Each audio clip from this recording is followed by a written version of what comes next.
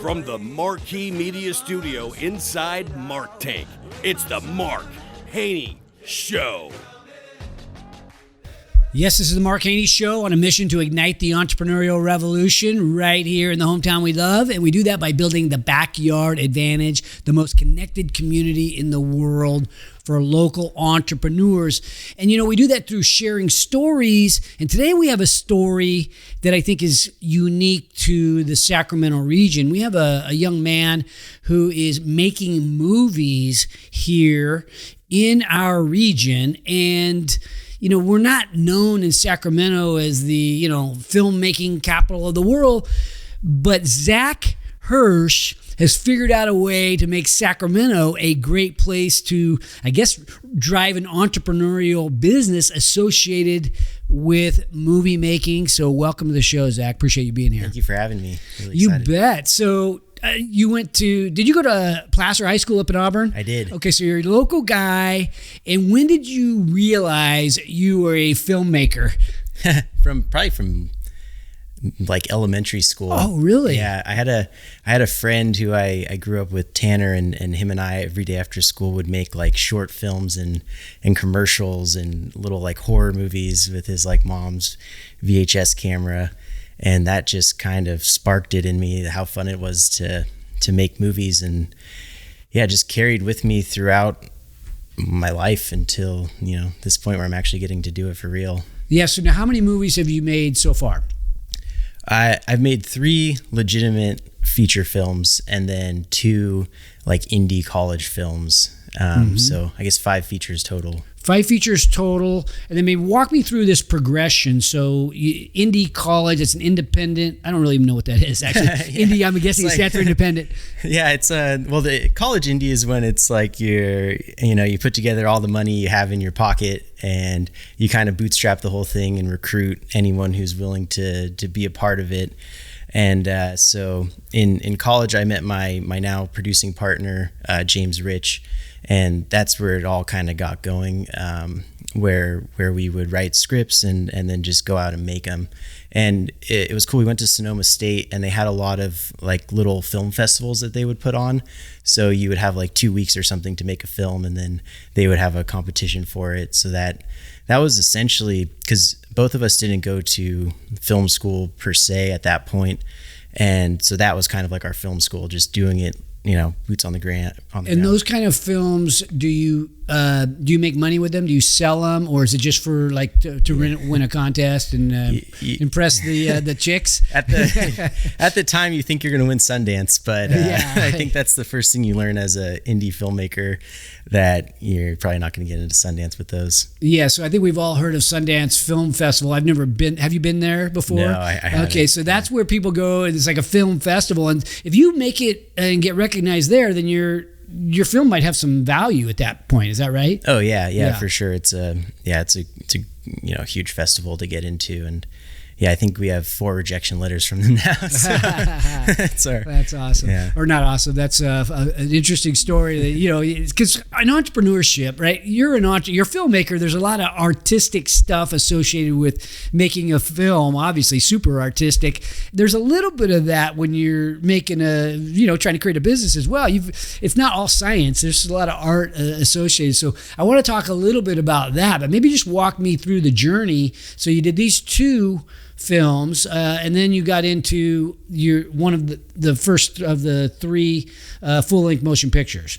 Yeah. Okay, walk me through that. So kind of whole story getting to where I am now is I studied marketing with a theater minor at Sonoma State, and then once I graduated, I kind of took like a year hiatus, and then after that hiatus, I thought I could like apply to all of the the big LA like CAAs and Warner Brothers and get like a job, and then just green light my career. And I ended up with like 60 rejection emails. More rejection, jeez. Film is it's a career of rejection, so yeah, you have to have thick skin. But I ended up moving down to LA anyways, and then did kind of like a hybrid approach where I took night classes at UCLA. They had like a producing writing program, and then during the day was just working at a gym. So it was a long struggle through that kind of like 2-year period. And then my like very final class at UCLA, I got hooked up with an internship at an international sales company for movies. So we were taking movies that had been released in the U.S. and then selling them in like Japan and Germany and all over the country. And through that, I learned what you can kind of make for not a ton of money and it would still have a domestic and international appeal. And that was horror films. So that's kind of where the seed was planted for the first film that I ended up making, which was Follower. So kind of my whole time working at that sales agency, I was texting my partner Jimmy and saying, I really think we should make a horror movie because we can make it for, not a ton of money. You don't need famous actors, and most likely if we do a pretty good job, it'll get a distribution deal. All right, so I'm going to dive into this just a little bit to educate our audience a little bit, because I think this might cross over to other people that are, I've got the big dream, and then, going and learning the business hands-on versus like just studying in college. How important is it to go get that, I guess, real world experience versus like what you might read out of a textbook or listen to from a professor? It's massive. It's funny, at every stage of this, I've thought I've like known everything. That the quintessential thing where it's like we make our first movie and I'm like, okay, this is how movies are made. It's, I got it down now. And then we make a slightly bigger movie and I'm like, oh my God, I didn't know all that stuff. And then you go through like an even bigger movie. So it keeps going and going and going. And yeah, at a certain point, it transcends textbooks. Like you have to have I always like that saying where it's like you have to know the rules to break them kind of thing. But it kind of applies where it's like you have to know in order to like transcend. So like in film classes, they teach you the basics of like budgeting and yada yada yada, but they don't teach you negotiating with someone's manager, which is a totally different, so it's like you have the basics and then you apply you essentially like the real world, you just kind of have to go out and you like do it. There's nothing else really to, you just learn as you go. Well, thinking about managing risk, because we know that making a movie, you can make what you think is a great movie and then it bombs at the box office. But there are ways to, let's call it, hedge your bet a little bit. There's now all these other distribution channels beyond, going to the movie theater, going to the box office. How important are, I'll call it hedging your bet, or the business model associated with it, especially when you're doing it on maybe more of a limited budget? Mm-hmm. Yeah, it's interesting in the film industry. It's like it doesn't work until it works is kind of the motto, where no one really knows what's going to be successful until it's successful. But you can hedge your bets with things such as genre, like kind of what I was saying with the horror genre, and like action films is another way to kind of hedge your bet. And because if you have a very low budget with not a lot of cast, and this is kind of from the sales world, but if you make like a coming of age drama, it's probably not gonna sell that well just because it doesn't have the buzz of like the horror dynamic or action. And so there's like micro things you could do on the smaller scale, like to hedge your bets. And then there's also, once you get bigger and bigger budgets, the biggest way to hedge your bet is with cast. So that's why someone like Brad Pitt has a ton of value and gets these huge paychecks, because if you put him in your movie, there's an actual like sheet you could see of how much value he has internationally and domestically. So there's always a chance that it bombs, but you'll at least be able to be like, okay, at minimum we'll probably be able to recoup this amount. Okay. And getting deeper into the weeds of it, there's also pre-sales.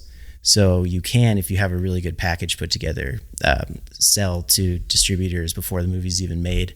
And then the whole name of the game is just delivering it to them. But so it's de-risked at that point because you've already got basically a contract at some level. Yeah. But you still have to make the thing, which is no easy task. Execute, which is not easy. Yeah. Okay. So first, what's the first movie then? It's a horror movie? Yeah. So the first one is a horror movie called Follower. And that one, we were really trying to play with the traditional slasher genre. So kind of like the teens in the woods and then the guy chases them with the knife. That like traditional trope is what we were kind of wanting to morph into the like modern dynamic, in which we thought it would be very interesting if it was a social media influencer posting her like everyday life, and then the killer was using that to stalk her. So, you know, she's essentially giving away like her location and so on and so forth. So that was I the like that. premise. It's kind of current, you know, seems pretty realistic in terms of somebody wanting to go after somebody that's a probably super attractive, hot influencer.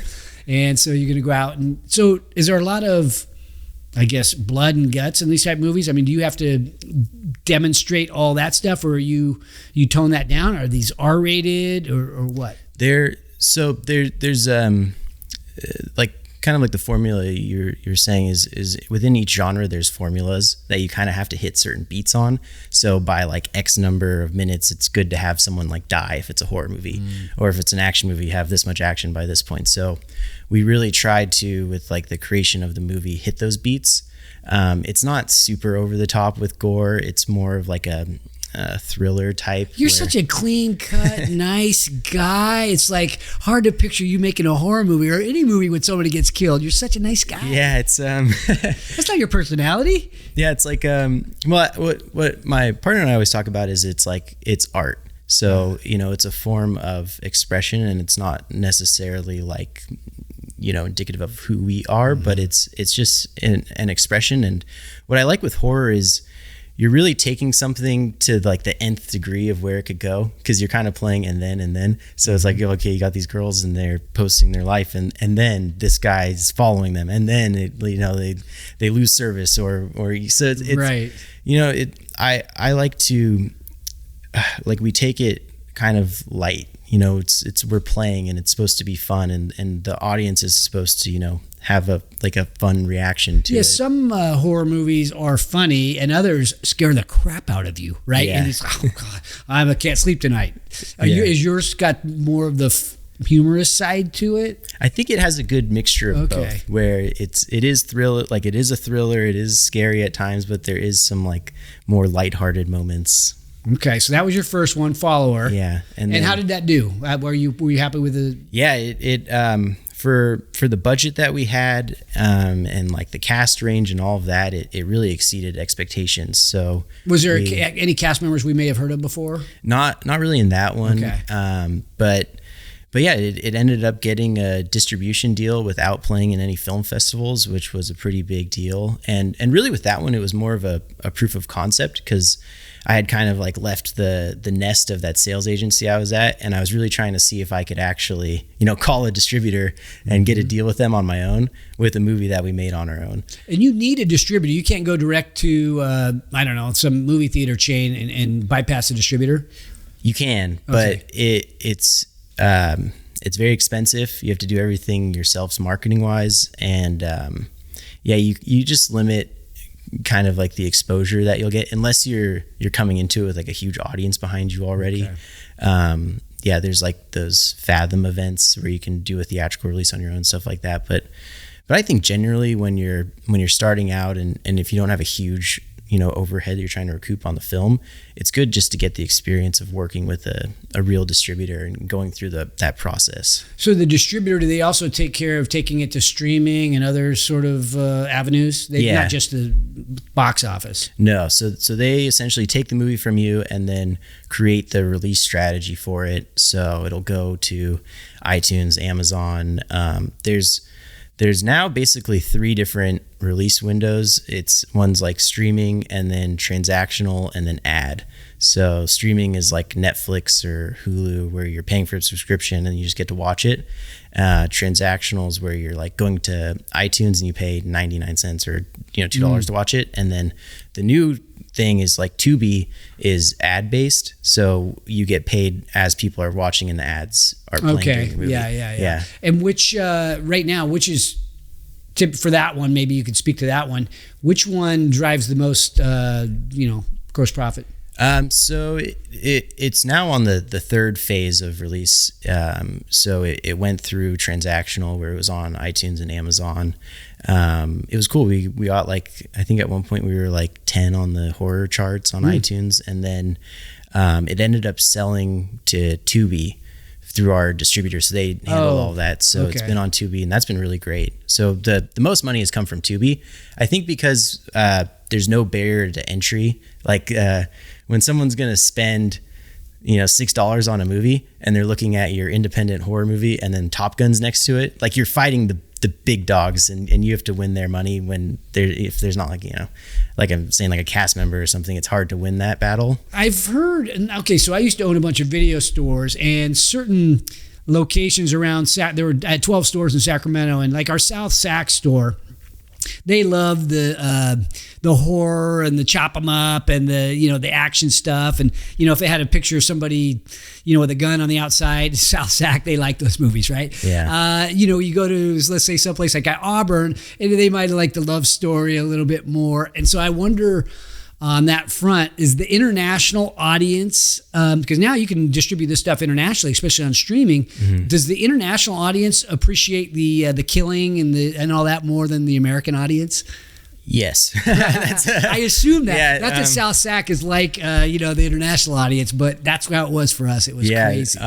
There's still a huge DVD market in Japan for horror movies. DVD. Yeah, they love, there's still big DVD stores there. And when I was selling movies, that was like a big thing. Like you'd sell to them and then they'd release on DVD. So yeah, that's the thing with horror, and why we started in horror is it just transcends location. And I think a big reason is, regardless of language barriers. So if you think about a comedy, comedy here is funny to us, but in Japan, it might not make a lot of sense. Whereas we all are kind of universally scared of the same things. Like guys chasing you with a knife is scary if you're in Germany or Japan. Even if it's subtitles or whatever, that's scary. Yeah. And with horror, dialogue isn't extremely important. So you kind of get that gap bridged a little bit as well. Interesting. Yeah. Okay. So what's the second movie? So the second movie is called Followers. Oh, I thought Followers was the last one.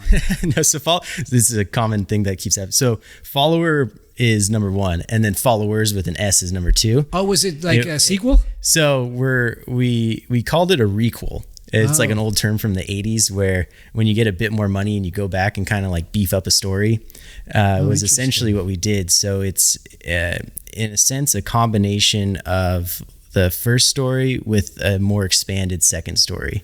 So we see the girls 18 months later after the attack, and there's flashbacks to what happened to them in Follower 1. And it essentially just made the full story.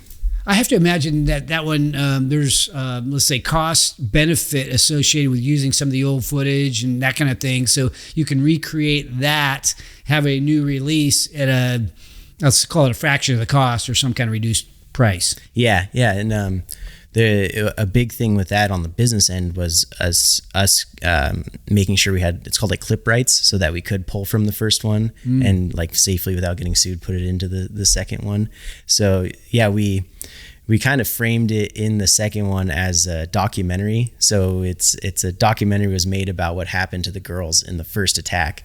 And then the second one starts where that documentary is coming out, and it incites the group of villains to go after them again, essentially.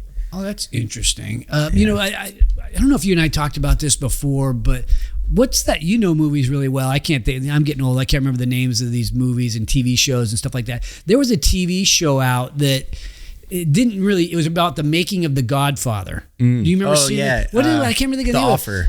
Oh, The Offer. Yeah, great. I watched that start to finish, but it was a little bit of kind of a documentary, although it wasn't a documentary, but it kind of showed how it might have gone to make The Godfather. That was great. And I have to imagine these, movies about movies or TV shows about movies because a movie is, that's an interesting, story.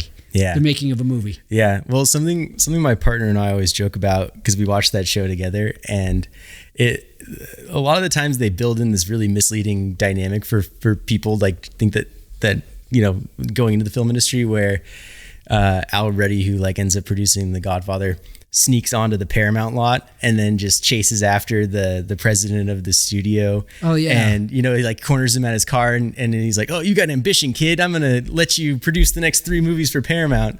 And it's like, in reality, you probably like get arrested if you go on the Paramount lot. Yeah. But yeah, no, it's great to see a little bit of a window into just how crazy it is to like make a movie, which I do think that show really conveyed. Yeah. So you have one movie that's coming out like right now. Is that Followers? Yeah. So Followers was released, I think, like 3 weeks ago now. Okay. And yeah, it's doing great. It went on a streaming service called Screambox, which is just like Netflix but for horror. Okay. It's been sitting top 5 there, which has been awesome. We got some press in the New York Times, which is really cool, and now it's being pitched to different, more like higher tier streaming services like Hulu and so on. So yeah, it's kind of doing everything we hoped it would do. And these two will pay like. These will be on some recurring revenue for you for, I guess, indefinitely. They're always going to have a spot. They're always going to have some income. Yeah, that's the goal. So essentially, most of these distribution deals in the U.S. are about 7 years. So they'll kind of see that it goes, because it benefits them too, if it's making money. So it'll go from service to service for that amount of time, and the rights will expire. So like our Tubi deal for Follower will expire in September, and then it'll get relicensed to another. So it's kind of like the gift that keeps on giving. I think I told you that I invested into a movie. It was Vietnam related, but it was sort of like a G-rated Vietnam movie, and they released it at the box office, and it did good for one weekend at like one box office because they really promoted it. But then after that, it went straight to streaming, and it paid residuals. We lost money on it, so it was a loser from an investment standpoint. But yeah, they still get a check. I think I get $10 every so often or whatever. They still get something. Yeah, and the thing, if you're in Hollywood, everyone talks about like getting money from distributors is always the quest, because you kind of have to hunt them down. And we've been really fortunate with the two. We worked with one company called Freestyle for Follower, and then Cineverse for Followers, and they've been really great with paying on time and everything. Oh, okay.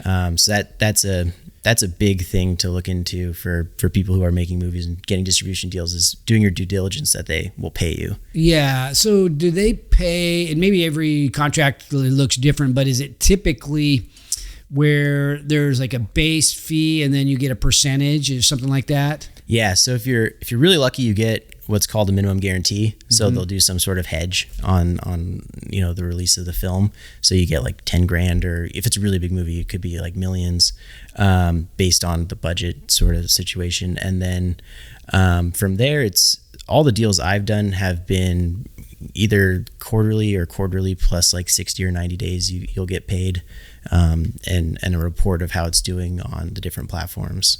Okay. And maybe don't get into your specifics, but like, what's the industry standard? Is there a percentage that's kind of the industry standard, or is it like all over the board in terms of how that goes? Do you mean in terms of like revenue? In terms of the split.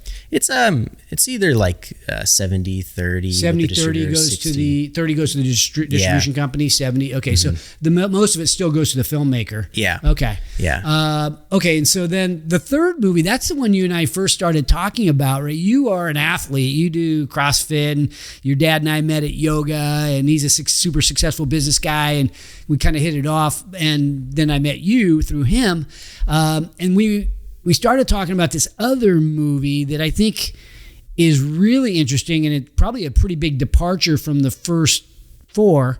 And maybe tell us about, is it okay to talk about that one yet? Because it's not released yet. It's coming out. We can talk as much as... Okay. Yeah. You're working on this one, and it was really intriguing to me because, maybe I'll have you describe it. And so the way you described it to me was intriguing. So I'll let you describe it. Yeah. So it was essentially my dream project. It was a story that I wrote as a short, kind of like a short story a long time ago, and it's kind of just been one of those things that sits in your mind. And I was like, when I get to the point that I can make this thing, I'm going to make this thing. And it's a pretty big pivot from the genre and world I was in with the horror movies. And so this one is it's essentially a faith-based survival story, where a couple get into a rafting accident on the American River and are forced to survive. It kind of morphed into our biggest budget project and our biggest crew and our biggest cast with actual, names within the faith world. So it was a very transcendent process. So when we watched that movie, if we've seen other movies, most of us have seen. I'm trying to think of I want to say giant. What are other movies? I've seen The Chosen. Mm-hmm. What else in terms of might be like it in terms of, you say faith-based? I don't even know exactly what that means or the best way to describe that to our audience. Yeah, well, so in terms of the story dynamic, I think a really good reference is the River Wild movie. Oh yeah, yeah. So, was that Kevin Bacon? Who was in that? I think I want to say Kevin Bacon and Meryl Streep. Yeah, Kevin Bacon plays a bad guy, I think, in that one. You're like, yeah, Kevin Bacon. Yeah, and then they just remade it, and there's a new one on Netflix. I hadn't seen that. It's another River Wild, so they just did the same, but it's a kind of different plot. So it has that level of intensity with that movie was super intense. Yeah, we went to town with the rafting dynamic of this movie. So on the American River and the rapids, and so you have danger associated with just being on the water. Yeah, real, and everything's real. There's all the stunts were real. We actually flipped the raft. We went through all the rapids. We had water cameras and the whole 9 yards, which was it was our first time doing legitimate stunts, which it was exhilarating just sitting there and watching. There's some real danger when you're doing that stuff too. I mean, people get hurt, when they aren't doing stunts in the American River, just trying to safely navigate down the river. Yeah. And you filmed it in one of those years where we had a lot of rain last year. And so I heard don't go rafting. I was going to go on a rafting trip, and I'm not a rafter, but I was going to go on a trip, and they're like, not this year, dude, don't do it. Yeah. So you filmed it in that year. Yeah, it was funny because there's a line in the movie where the character says don't go out in the river because the snow melts high, and then and then it actually happened in reality, which was funny. So yeah, the river was raging, and what we ended up doing was working with the Lindgren brothers, Scott and Dustin, who are locals. Scott is a world-renowned kayaker. I think the River Runner is a documentary about him, and so we worked primarily with Dustin to coordinate everything because he's a rafting expert. And what we did was hired professional river raft guides from the American River, and then just use them as stunt doubles. So we matched how the kind of the look of the characters, and then we put our real actors in a calm part of the river, and then when it got to the rapids, we swapped them out, and then they went through and flipped, and they had to flip I think it ended up being 4 or 5 times. Oh my gosh! So you got to get all dried off after you flip, right? Because you weren't drenched before. I was safely on the cliff with the cameraman. Yeah. So, but your people in the raft, they had to do it over and over. Yeah, getting water up their nose. They were and troopers. All that. Yeah, these raft guides in the American River Canyon are the best in the world. Mm-hmm. So getting to work with them was quite a crazy experience. Okay, so faith-based, you mentioned River Wild, that's not faith-based. I don't know, maybe the new one is, but I mentioned The Chosen. I've seen some of these other movies that you can kind of tell are faith-based because they've got there's no F-bombs, there's not a lot of, foul language and stuff, but they still make them as realistic as they can so that it feels, it doesn't feel like you're setting it up to drive home a message necessarily. Mm-hmm. Is that how this is? Yeah. What we wanted to do, and not knocking the traditional faith genre at all, but we wanted to kind of up the intensity in the space where we both kind of come from this, making thriller film backgrounds and a lot of intensity and high drama and stuff like that, where it kind of seemed in studying the genre that a lot of them were more just kind of on the nose dramas where it's not a lot of actions taking place and so on. And we wanted to make something that was really like intense and gritty and, survival driven, where they're in this gnarly accident and it's a couple who are dealing with, struggling with their faith going into it. And then how does that carry through being stranded on an island with your, I don't want to give away too much of the plot, with your significant other in a very bad place. Was there a bad guy in it, like the River Wild? Can you say? There is essentially an antagonist, but I like to think of like the elements as the real bad guy in this, where like the river is the one that gets them and having to survive. But yeah, there is a main antagonist who kind of gets them into the mess in the first place. Yeah. Well, I know you probably can't tell too much about it. It makes me want to say what happened, but I don't want to like prompt you to give it away unnecessarily. Okay, so what else can you tell us about that movie then that maybe I didn't ask? Yeah, so I like post-production wise, we ended up linking up with Kappa Studios, who is they do all the like the post editing for the Chosen TV series. So they're extremely like as high end as it gets in terms of the faith world, and right now the Chosen's the biggest show kind of out there. Absolutely.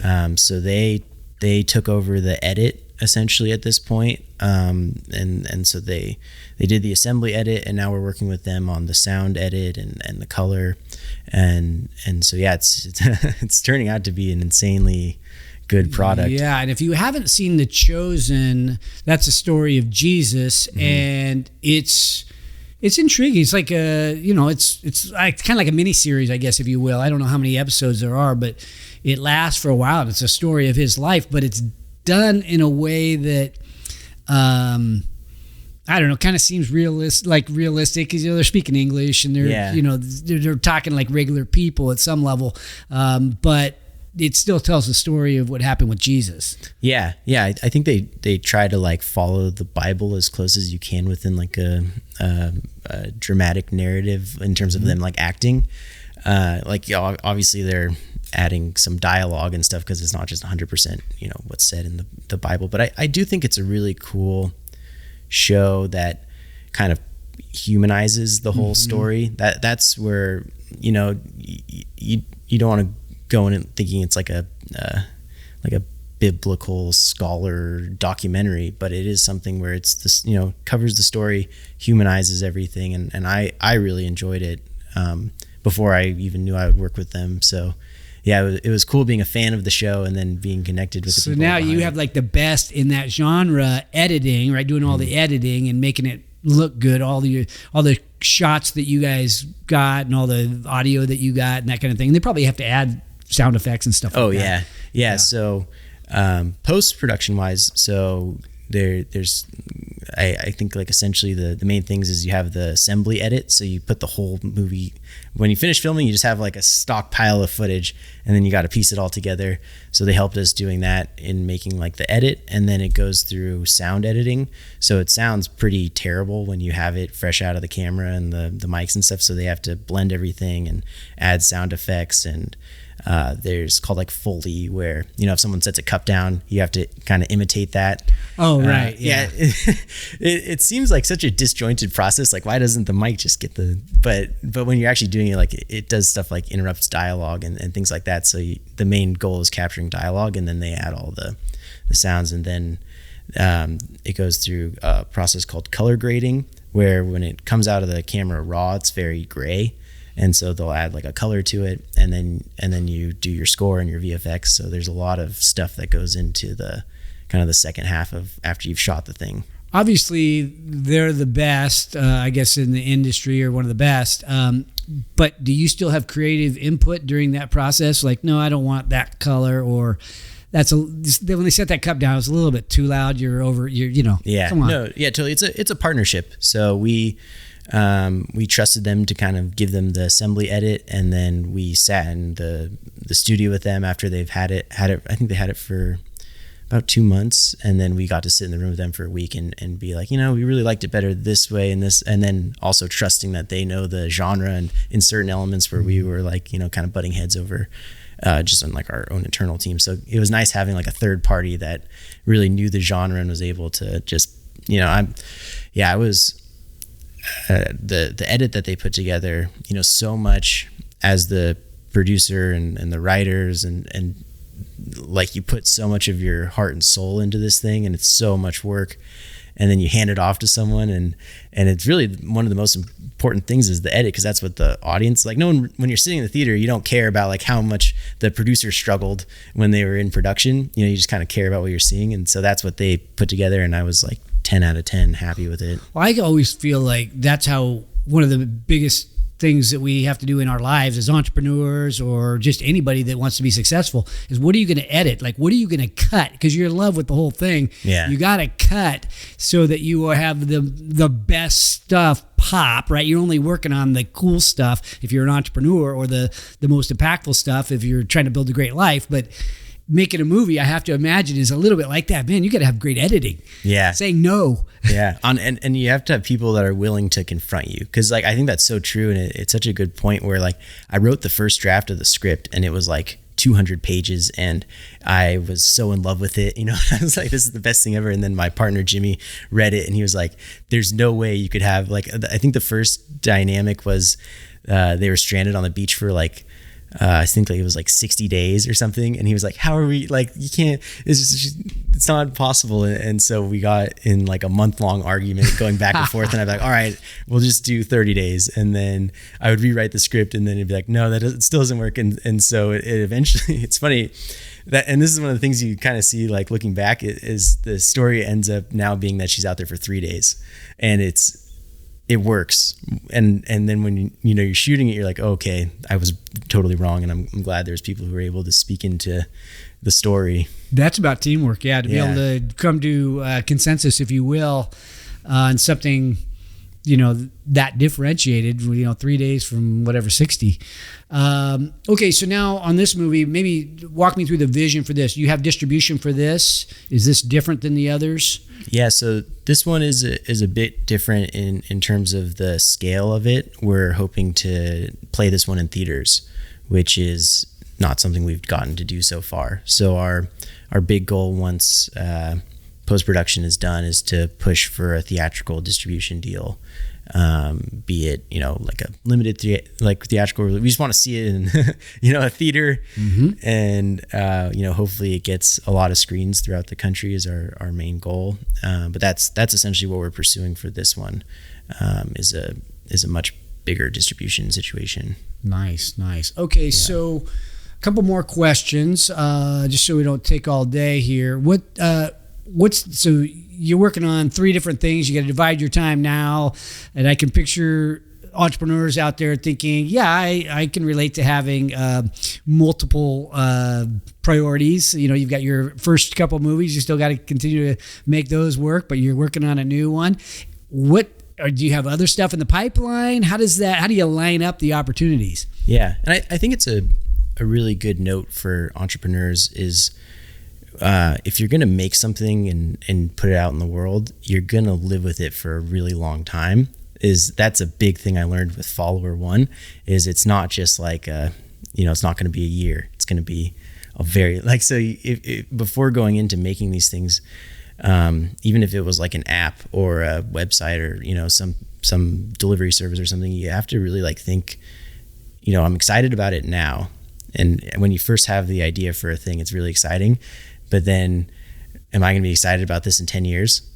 Because it's true. Like you're, first and foremost, you have like a big responsibility to your investors, like people who put in the money, to not just give up on something and see it through for however long that takes. And with movies, they kind of have a lifetime shelf life, so to speak. The first thing when I was a sales intern was I was selling what was called library titles.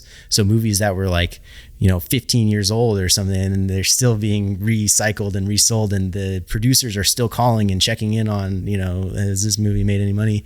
So yeah, I think that's an important note for, anything you make, is just make sure it's something you want to be a part of for the next 10 plus That years of your life. definitely sounds like entrepreneurship, but it also reminds me of our video stores a little bit because, a new release comes out, everybody clamors in. And back in those days, you buy 10 copies of something, it's popular, you run out, you've got to convince them to buy some of your, dead stock, if you will. Like, hey, there's an action one that used to be really popular. It's a sleeper.